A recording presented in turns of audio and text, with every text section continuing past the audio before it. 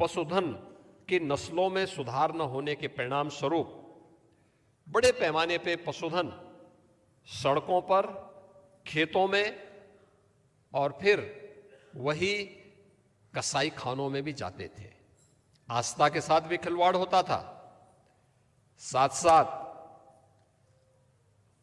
खेत, अन्नदाता किसान के खेत में भी परेशानी होती थी, सड़कों पे दुर्घटनाएं होती थी।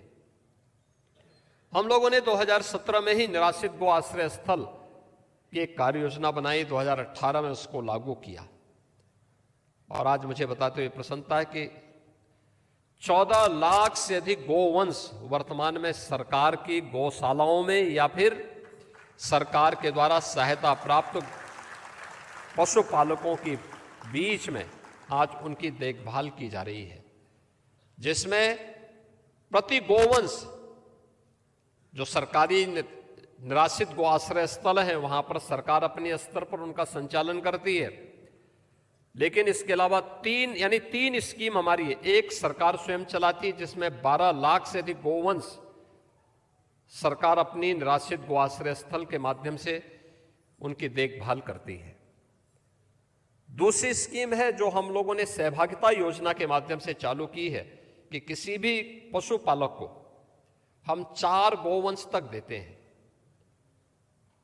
4 गोवंश वो कोई भी ले ले, उसकी देखभाल करेगा और हर महीने हम उसे 1500 रुपया एक गोवंश का देते हैं। 1500 रुपया एक गोवंश का उत्तर प्रदेश सरकार उसे उपलब्ध करवाती है। और यह भी एक मुझे प्रसन्नता है कि इसमें लगभग 2 लाख के आसपास किसानों ने इसका लाभ, 2 लाख से अधिक पशुधन इस रूप में लगभग 1,25,000 किसानों के पास यह आज मौजूद है। ऐसे ही तीसरी स्कीम हमारी है कुपोषित परिवारों को एक एक गोवंश, वो हम ब्याई भी गाय देते हैं निराश्रित गो आश्रय स्थल से, और 10,000 से अधिक परिवारों को हमने एक एक गाय दे रखी है।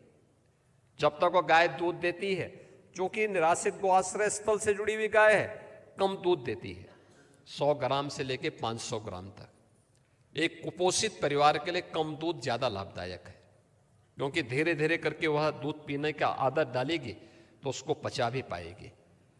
और उस दिशा से हम लोग उस परिवार को इतने गोवंश अलग अलग, एक परिवार को एक गाय देते हैं, ब्याई भी गाय देते हैं, और 1500 रुपया भी हर महीने उस परिवार को उपलब्ध कराते हैं उस गाय की देखभाल करने के लिए, उसकी सेवा करने के लिए।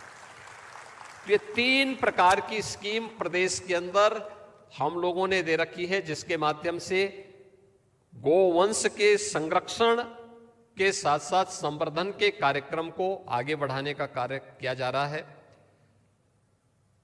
हम लोगों ने उत्तर प्रदेश में गो सेवा आयोग को यह जिम्मेदारी दे रखी है कि उसका 2 ही काम है। एक, जो निराश्रित गो आश्रय स्थल है उनकी व्यवस्था ठीक हो, ये वे जरूर देखें। उनकी नस्ल सुधार के लिए भी वहां पर कुछ अभियान चले, और दूसरा कि वहां उसके माध्यम से वो ये सुनिश्चित करें कि इन गोवंश के नस्ल सुधार के कार्यक्रम को आगे बढ़ाने के साथ साथ हम किसानों को इसके बारे में प्रशिक्षित भी कर सके। और गो सेवा आयोग इस मामले में एक तरफ काम कर रहा है, दूसरी तरफ इन निराश्रित गो आश्रय स्थलों को नेचुरल फार्मिंग के साथ भी हम जोड़ सके। नेचुरल फार्मिंग आज की वर्तमान परिस्थिति में आप देख रहे होंगे, केमिकल, फर्टिलाइजर और पेस्टिसाइड का अत्यधिक उपयोग आज तमाम प्रकार की नई बीमारियों को जन्म दे रहा है। कैंसर एक चुनौती है।